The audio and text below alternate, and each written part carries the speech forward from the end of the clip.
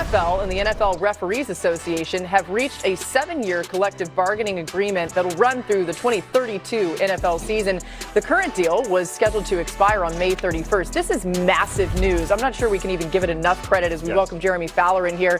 What more can you add just about how significant this is for what we'll see going forward? Laura, with the people I talked to at the league office, there's a sigh of relief. They did not want replacement refs. Now they get a win-win for the fans, for the league office, and for the officials. Now the league is figuring it has a win here because it gets more access to these officials. There used to be a dead period from the end of the season to like mid to late May where they could sort of disappear. Now the NFL can get their hands on them a little bit, do more training, try to keep more accountability for in-season play. Oh, I like that a lot. And we'll continue to dive in on what all of this means. But some more news out of Jets camp today. What more do we know? Breece Hall, the star running back with the Jets, has agreed to a 3-year, $45.75 million deal. So Breece Hall is paid no longer on the franchise tag. The Jets really wanted to get this done. Perhaps Hall could have waited, tried to squeeze out a little bit more money leading into that July 15th franchise tag deadline, but instead he gets it done now, says let's just do it. This is an interesting scene setter, Laura, for the running back market because you have Jahmyr Gibbs in Detroit eligible for a new extension. You have Bijan Robinson in Atlanta eligible for a new extension. Those guys are in a different cloth. They'll probably get above $20 million per year eventually on a new deal. Just depends on when that happens. This is my favorite Breece Hall fact. He has more pass touchdowns and interceptions as a Jet, which is something that 4 of his quarterback teammates cannot say, right? One career pass touchdown came last year in Week 8 at the Bengals. Need more pop out of you, Jeremy. That was exciting stuff. All right, this is also really cool to see. Breece Hall said, I cried for the first time since I tore my ACL. This day really hit different for me, man. So cool to see his reaction. New on NFL Live, we stay in New York, where Aaron Glenn was asked about number 2 overall pick, David Bailey. He's a very intelligent man. So that part, we knew wasn't going to be an issue. Just being able to function as far as communicating with the coaches back and forth, communicating with the players in the meeting room. And then once he got on the grass, man, you could tell he has that first step quickness that we all knew. And he's going to be an exciting guy to coach. He's intense, man. He's intense on the field. He was going around throughout the whole Indies and checking us out. But he's been great, man. He gives props when props is needed, and also gives great coaching, stern coaching when it's needed. So it's been fantastic getting under him. I love it. We are thrilled to welcome in Tim Hasselbeck and EJ Manuel today. Tim, we're going to start with you. How big of an impact do you see Bailey and his fellow rookies making in New York? I think it's a good rookie class for the Jets. Obviously, just to focus on Bailey. He's one of these guys that just has an immense upside because of, quite frankly, like the freakish athletic ability that he has. In a class with really good edge rushers, I think many people believe that he was the best. I would expect him to be a day 1 starter. And you look at tight end, another player with freakish athletic ability. And then you look at Omar Cooper, who's a very productive player in college at receiver. And I think you go beyond the first round, look at a guy like Pons, who's probably a player that Aaron Glenn kind of sees himself in, that I think could have an impact. So I do think the Jets did a very good job with this rookie, in this last draft. And I think they'll see guys, probably 4 or more, play significant roles on their, during their season in terms of just snap totals and impact. Yeah, it does feel like these guys are set up to have an instant impact. EJ, the Jets grabbed Kenyon Sadiq, the tight end out of Oregon. How do you see him fitting in with even what they already have playmaker-wise in this offense? Yeah, Laura, well, he's going to fit in perfect. I think the biggest thing that jumps off the page, similar to what Tim said, is the freakish athletic ability. I mean, this guy's 245 pounds, and he ran a 4.3 at the combine. Now, the other part about this, when you think about the scheme that the New York Jets are going to try to run with some 12 personnel, 1 running back, 2 tight ends. Now, you pair Kenyon Sadiq with Mason Taylor, second-year player coming back as well. I think that's going to cause a lot of defenses to maybe play base defense where they keep their linebackers on the field. But now you have the Sadiq that can stretch the football field. He can play in the slot. He can play out wide. He can give you coverage recognitions right before the actual snap because he's a tight end, and if a safety or a linebacker goes out there with him, and you could put him in the backfield and hand the ball off. So to me, Laura, he's a true Swiss Army knife. And I understand all the other picks for the Jets were really, really good, but this was actually my favorite one for this New York Jets offense for this year and beyond in the future. Yeah, I love that you say that. When they got Sadiq, we're like, wait, they got Sadiq too? I mean, they were doing so much, and it felt like they were having a great draft, and that was a big moment. Let's talk about the quarterback position. We're going to actually shift ahead a little bit. Who are some quarterbacks that the Jets might have an eye on next year? Our Jordyn Reed's way too early 2027 mock draft has 4 quarterbacks going in the first round, starting with Texas's Arch Manning. Not far behind him, Oregon's Dante Moore, Notre Dame's C.J. Carr, and Oklahoma State's Drew Mestemaker, also the top 15 picks. So, EJ, is there a 2027 quarterback that you like for New York? Yeah, Laura, it's Dante Moore out of Oregon. And really, Dante Moore, had he came out in this 2026 draft, I believe he would have pushed Fernando Mendoza for that #1 spot overall. Now, I understand why he came back to school. When you can add more starts under your belt, that's always great. And also, when you have NIL keep you in school, I'm sure that's also nice too. But Dante Moore is one of those guys who's been big in some big game situations. His arm has plenty of ability to push the ball through the wind, especially if he goes to a team that's outdoors with some of those elements. I hear the Arch Manning conversation, but I also really like Dante Moore and think he's prized to have a huge season this year, potentially a Heisman Trophy too. Yeah, when you talk about this, it's like, okay, obviously, Tim, we're saying they're going to be picking early in the 2027 draft, which is maybe not something the Jets fans really want to hear, but it may be part of the reality. I do realize on paper, it seems like the improvements they've made to this roster look pretty good. Do you think this would be a good roster for a young quarterback to join? I do, especially a year from now. And I think in fairness to every team that struggled, it's usually not just one cycle that you can, flip the talent on your roster, meaning, between free agency and the draft, all of a sudden, it's the perfect scenario set up for a young quarterback. But, I think that, as kind of said earlier, what they did in this last draft, then the ability for another cycle of free agency, and then potentially, as EJ's kind of referencing, maybe be able to pick a quarterback that's a top tier prospect a year ago.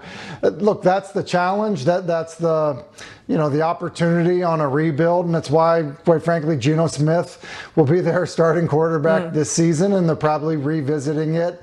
We're talking about a new quarterback being their starter a year from now. Yeah, and Tim, you make a good point, but the thing is, like Laura said, we don't know if the Jets going to be picking that high. And Geno came out with me back in 2013, so he's an elder statesman. I'm actually glad to see him go back to the Jets to see how he finishes up his career there. But if you don't get Dante Moore, you got C.J. Carr, Sam Levitt, a bunch of other quarterbacks. Lenore Sellers also coming out in next year's draft is going to be plentiful for the quarterback position. Yeah, I know everyone's like, man, all you guys do is talk about how next year's draft is a great quarterback draft, but even just some of the names that EJ's listing off there, Lenore Sellers, you can't forget about him. He could have a really great season this year and show some of that dual threat ability. Let's talk a little bit more about the Jets here really fast. The draft capital that they are going to have next year is unbelievable. 3 first-round picks, remember their own, Indies from the Sauce Gardner trade, and the better of Dallas and Green Bay's picks after that Quinnen Williams deal, so they'll have the capital to do a lot with depending on what they need. Let's go to Atlanta now. Kyle Pitts signing his franchise tag tender yesterday, and the Falcons tight end will play the 2026 season on a $15 million deal in Atlanta. The two sides have between now and July 15th to work on a long-term deal. Now, the Falcons cleaned house after that 8-9 finish, bringing in head coach Kevin Stefanski, president of football Matt Ryan, and GM Ian Cunningham. They cut Kirk Cousins. They brought in Tua Tagovailoa, while Michael Penix Jr. continues to rehab his ACL. Atlanta didn't have a first-round pick, but they reunited Avion Terrell with his brother AJ in the secondary and drafted former Georgia wideout Zachariah Branch, who will stay close to home. New on NFL Live, Stefanski spoke about the importance of these rookie camps. In this day and age, we're counting on rookies to play in this league oftentimes, so there's no concern about putting a guy out there when they're ready. I think so much of this game is earning a role. If a rookie earns a role and week 1 he's ready to go, he'll be out there. I don't think you have the luxury of redshirting players, so to speak. So we'll take it on a case-by-case basis, but I've had a lot of experience with young players that when they're ready, they play. Yeah, so Stefanski's working on getting these young guys up to speed, but he also has his hands full at quarterback. EJ, do you see Tua making a case for that QB1 spot there?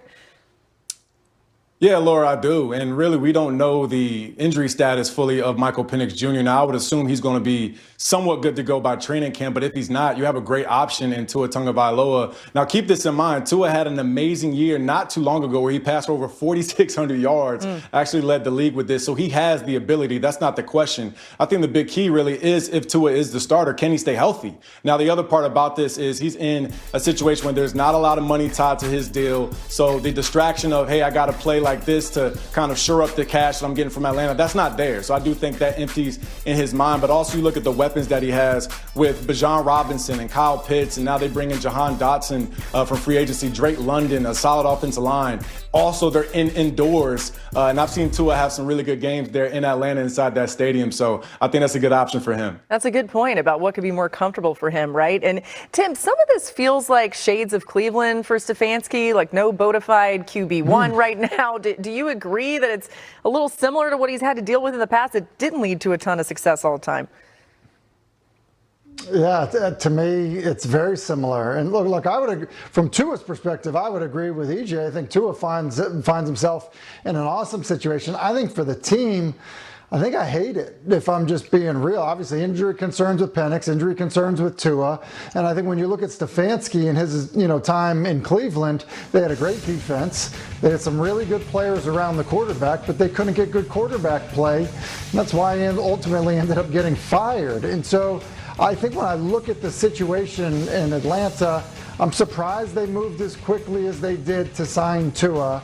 And I think I have some reservations about the health of both guys and then the ability to play well, although the people around the quarterback are extremely talented. And so, look, I don't know how it would have worked out. Maybe Kyler Murray, would have been a preference for me instead of a guy like Tua. Who knows? But I think when I look at it, you could end up playing Trevor Siemian real fast with the way the quarterback, room is lining up in Atlanta. Yeah, I don't know. Michael Penix Jr. got married recently, and he was kind of getting down at his wedding. So it looked like he felt pretty good. But I realize that's not playing football. It's also Kevin Stefanski's birthday. On NFL Live, let's talk Aaron Rodgers. NFL Network's Ian Rappaport reporting that Rodgers will visit the Steelers this weekend at some point. We're getting close to the weekend. It's Friday. I don't know when it's happening, but maybe some progress toward finalizing a deal to be their quarterback in 2026. Certainly nothing set in stone just yet. So, Jeremy, what are you hearing about the discussions between Rodgers and the Steelers? I happen to know, just now, you checked again. What do we know? I've been checking. I just checked with somebody. I was told that it is status quo, business as usual in the Steelers building. Rodgers is not physically at Pittsburgh Steelers headquarters. That doesn't mean he can't show up tonight, this weekend. The good news is he is still definitely likely to play for Pittsburgh. I'm told that GM Omar Khan, head coach Mike McCarthy have had several productive talks with Aaron Rodgers in recent days and weeks. So they got to work out a contract. Right now he's on a unrestricted free agent tender, which is really just like a cover yourself sort of placeholder. They'll do a new deal. Could be a one-year deal. Will probably be more money than that $15 million tender. So they got to work out some particulars. Still tracking for Rodgers year 2 in Pittsburgh. All right, so we got the Aaron Rodgers tracker going here. But, EJ, how should Pittsburgh be dealing with the QB position? Yeah, I think they're dealing with it fine, Laura. I mean, you got to be patient. A-Rod is a first ballot Hall of Famer, so I understand, you want him back in the fold. You want him to be working out with the rest of the team. But ultimately, you look at the quarterback room right now, you got Will Howard, Mason Rudolph, and Drew Aller as a, fresh rookie. So I don't think, Pittsburgh will be that confident going into the season, or at least expecting to go to the Super Bowl with those guys as a starter. Not that they're not talented, just some inexperience in that room. So I do believe you wait on A-Rod. Ultimately, I do believe he'll also want to play this season because you got a ready-made defense. And I believe now also year 2 for him, that offense can be also more explosive than it was last season as well. Yeah, I mean, it certainly feels like it's all tracking toward that Rodgers is going to be a Steeler. We're going to run this back again, right? But, Tim, are the Steelers definitively better with Rodgers as their QB, knowing some of the other younger options they do have? I think they are this upcoming season because of Rodgers' experience, the fact that he still throws the ball well. But I also think that there's a ceiling on how good they can be, because of the fact that he's 42 years old. And so, to me, it's almost like he's squatting a position that Pittsburgh needs to find out, if they have the guy of the future. So, EJ was talking earlier about some really talented guys that will be in the draft next year. To his point, they also have some young, talented guys that were very productive in college on the roster now. And if you just kind of waste their year or drafting a quarterback a year from now, I just don't think that's a benefit to the Mike McCarthy era in Pittsburgh. I think at some point you've got to take your medicine and realize that you're resetting at the position. Find out if the guys that you have can play. If they can't, you're drafting one a year from now. If not, you maybe have a guy on your roster and you're drafting one next year anyway. So I don't love it. Doesn't make a lot of sense. If you move from Mike Tomlin to Mike McCarthy, I think you're signaling, look, this is a significant change. We understand there's going to be a rebuild of sorts here. I think it should happen at quarterback also. Aaron Rodgers is a squatter. We've heard him call a lot of different things. That's a new one. You might like that, though. It's kind of unique and fun. Roster squatter. Okay, new on NFL Live. Sonny Styles putting pen to paper on his rookie contract for the Commanders, signing a 4-year, fully guaranteed deal worth just over $37 million. Head coach Dan Quinn talked about how he's getting his new linebacker ready this week. Let's get the fundamentals down. The two inside linebacker spots have similarities, but there's also some nuances. During the course of the spring and training camp, we'll work him and some other guys at both of the spots. There's a lot that he can do. All the players, we're going to try to do the best we can to put him in the spots to really allow them to do their thing, at full speed and at a high level. There's no limits on what I think he can become. I'm going to let the whole process, really play all the way through because there's a lot to go over. EJ, how good a fit is Styles in Washington? Yeah, Laura, he's a perfect fit. And I actually got a chance to see Dan Quinn talk about Sonny Styles on the Rich Eisen show last night. And you would have thought he was like his firstborn child, how proud he was and how happy he was to get him in the fold. Now, here's the thing. Sonny Styles has the speed, he has the length, but also he used to play safety. So you think about a Dan Quinn defense, they're going to be 3-4. They're going to have a lot of zone coverage where he's going to have his eyes to the quarterback. And he can have range as well. And think about moving him around with the pass rush. So I think you got another Swiss Army knife here with a draft pick and also somebody who's going to be a cornerstone piece there in Washington under Dan Quinn. New on NFL Live, Saints head coach Kellen Moore was asked about seeing wideout Jordyn Tyson at camp this week. You had the little quick, 11 route pro day or something. There wasn't a whole lot there. And so it's fun to just see these guys back out there playing football. And so obviously you can see his body move. He's got some, he can go. He can really go. He's got some suddenness, some elusiveness. You see his body move pretty well. And so it'll be a fun process for him. Tim, what will Tyson bring to the Saints offense? Well, some speed, and they clearly were looking for speed when you look at, what they've done on offense, between Tyson, Barry, and Brown, who they got in the 6th round. Out of Kentucky can absolutely fly. Travis Etienne was added. He's got a ton of speed. So I think they were looking for speed. Kellen Moore is a really good offensive coach, play designer, play caller.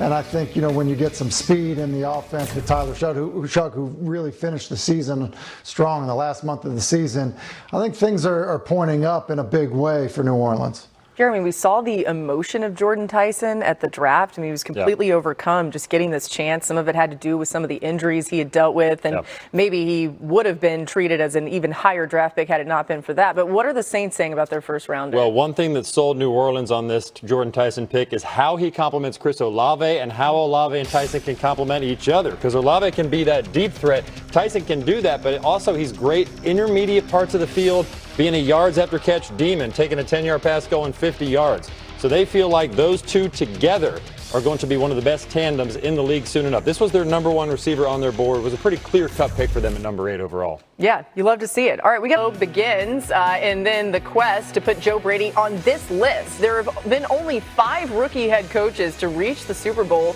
Only 2 won it. So can Brady figure that out? Well, Tim, let's ask you. Is Joe Brady set up to try and add his name to that list of rookie head coaches that make it to the Super Bowl? Yeah, well, Laura, he absolutely will be. And the last coach – oh, okay. Go ahead, Tim. My bad. Go ahead, EJ. Go ahead, EJ. I'm going to just let y'all figure it out. EJ, you go. So my bad, I jumped in, guys. I got excited.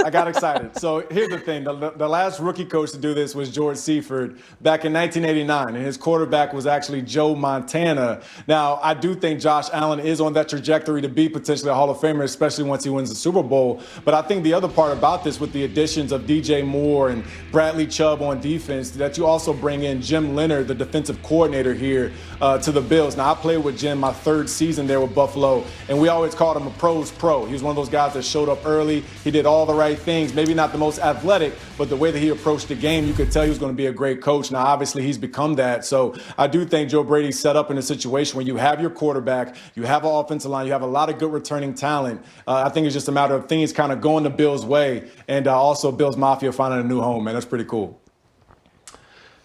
Yeah, it's interesting. There should be continuity because Brady was there, now taking over as the head coach. And one of the things he did a great job of is relied on the run game a little bit more and less, on just asking Josh Allen to be great. I do think that head coach is a little bit like quarterback in that, it's easier to get worse than better when you're replacing somebody that's been really successful in that spot. And so I think there are going to be some challenges. I think, EJ, you bring up a great point about the defensive side of the ball and the expectation for them, to be good there. I think when I look at this, the thing would make me nervous is that there were high expectations and they got really far and they kind of just had some bad luck. And now I just don't think the team is as good as it was a few years ago when you look at the roster top to bottom. And so with that, I think that ends up being probably the challenge that's the biggest for Joe Brady as he takes over. I don't blame EJ for getting excited there because, this is your squad, EJ. You love the Bills. What was your experience like with Bills Mafia? We were just hearing all about him. Did you have a good experience with him? Yeah, look, Laura, well, first off, Shefty found out what happens when you mess with Bills Mafia. But one thing about the Bills Mafia, because I was drafted around that time when, the social media stuff was getting bigger. Right. And they supported me through and through. And they showed me and my family a lot of love. And they still do. I live down in South Florida now. A ton of Bills Mafia people out here. And it's still all love for sure. Changed my life. They're one of the best fan bases. Being in that parking lot there, which, by the way, all that's still going to be in place even with the new stadium. This is the first time Buffalo hasn't entered the season as defending AFC East champ since 2020. That was Josh. A new on NFL Live. Bain was asked about it today. It was a sense of pride. I felt like being displayed on as soon as I stepped foot off the bus, and everybody could see SAP, the first thing you see, and then you see the 99 and the Bucks and everything. So, I feel like it speaks on the brotherhood we have at the University of Miami, then it speaks on the amount of pride I got and where I'm at right now. All right, I'm buying it. To some bad news out of Cleveland now as linebacker Jeremiyah Owusu-Koramoah was placed on the reserve PUP list. The move means he will miss the entire 2026 season. And to Minnesota, they made a big addition to their wide receiver room on Thursday, signing free agent wideout Jauan Jennings. It's a one-year deal worth up to $13 million, that according to our Adam Schefter. His new head coach, Kevin O'Connell, was asked about the new addition today. He's a player that I've always, from afar had a lot of respect for. He's obviously brings size to the room, brings a level of play style and physicality. The guy loves playing football and also the catch radius and the competes and the production that he's had. That physicality point that he made, we were kind of wondering, when's anybody going to sign Jauan Jennings? Because I think if you have him on your team, you really like him. If he's on another team, you may not like him as much. EJ, do you like the Jennings signing in Minnesota?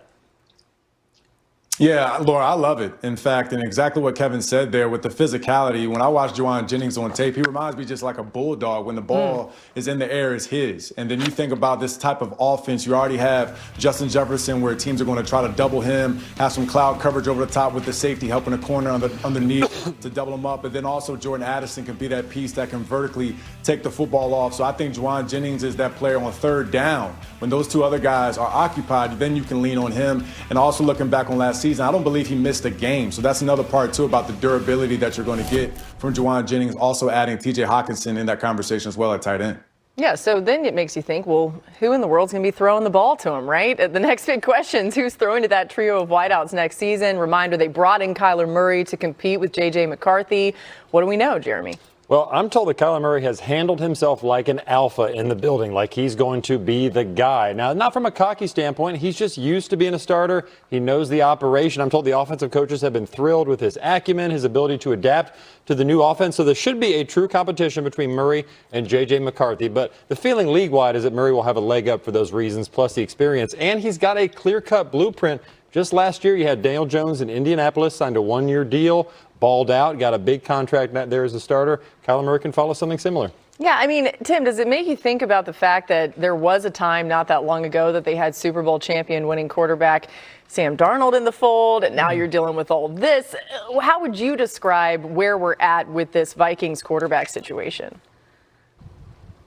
Look, it's fallen apart. I mean, when you look back at the year Sam Darnold had, I was on the record at the time saying that I would build around him. And I knew that, obviously they invested in McCarthy, but Sam was a young player, and when you have a proven young player, I think you build around him. Now, it's basically, it's fallen apart because now J.J. McCarthy's a starter. He's thrown more interceptions than touchdowns, and I think they're concerned enough about it that they've decided to sign a guy that's thrown twice as many touchdowns as interceptions throughout his career, been an explosive player, and I think, probably is ripe for a new opportunity. So I think this is a dangerous spot to be in for J.J. McCarthy because I think there's a good chance with, the talent around the quarterback in Minnesota and the fact that Kevin O'Connell does a remarkable job coaching the position and coaching offense, that Murray could end up winning the job, keeping the job, and now all of a sudden, instead of, scrapping at, the situation, for McCarthy on Sam Darnold, now all of a sudden you're moving on from McCarthy and you're starting something brand new with Kyler Murray.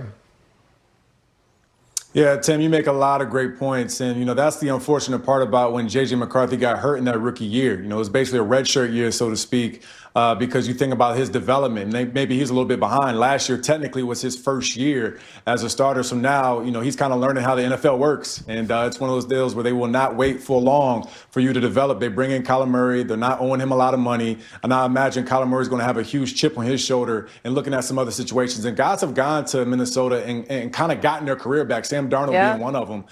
So I do think it's a good situation here for Minnesota and also for Kyler Murray. Yeah, and I'm not saying pressure's building for Kevin O'Connell, right? He's one of the most respected coaches in the NFL, but it will be his 5th season as the Vikings head coach, and he's 0-2 in the playoffs. So it does make you realize why they're trying to do everything they can at that QB spot. We got more coming your way here today. Next on NFL Live, what will Jalen Hurts look like without A.J. Brown? Hear why Tim thinks the pressure is on someone else besides Hurts to make it all work in Philly. We talk about that next, right here on ESPN. We'll be